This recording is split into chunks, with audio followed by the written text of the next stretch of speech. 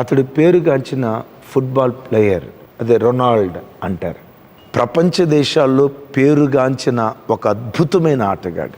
యవనస్తులందరికీ ఆయనంటే విపరీతమైన క్రేజ్. ఓ రోజు కొన్ని రోజుల పాటు ప్రాక్టీస్ చేసి అలసిపోయిన శరీరంతో ఇంటికి వెళ్ళాడు. తన చిన్న కుమార్తె తండ్రి దగ్గరికి వచ్చి, డాడీ నువ్వు రోజుకొచ్చి ఎంత సంపాదిస్తావు డాడీ అని అడిగిందట. టకామని చెప్పాడట, రోజుకొచ్చి $10,000 నేను సంపాదిస్తాను బిడ్డ అని. ఏంటి బిడ్డ ఎట్లా అంటుంది? సరే ఏదో తెలిసి తెలియక అంటుందిలే అన్నట్లుగా అలా ముద్దు పెట్టుకొని ప్రక్కగా గదిలోకి వెళ్ళి తన పని తను చేసుకుంటున్నాడు. ఈ చిన్న బిడ్డ ఏదో పగలగొడుతున్న శబ్దం వినపడుతుందట. ఏంటి శబ్దం వస్తుందని శబ్దం వచ్చిన దిశగా వచ్చాడు.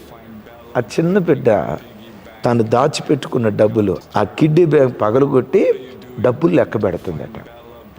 ఇతనికి అర్థం కాల.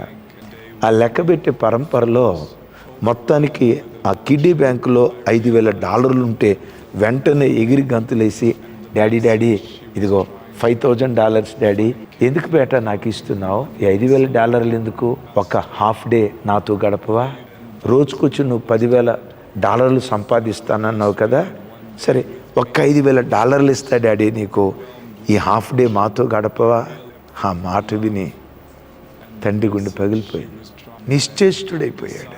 నా బిడ్డ నా దగ్గర నుంచి కోరుకునేది తుప్పు పట్టే వెండి బంగారాలు కాదు, కానీ తుప్పు పట్టే వెండి బంగారాల కంటే నా ప్రేమను నా బిడ్డ కోరుకుంటుంది.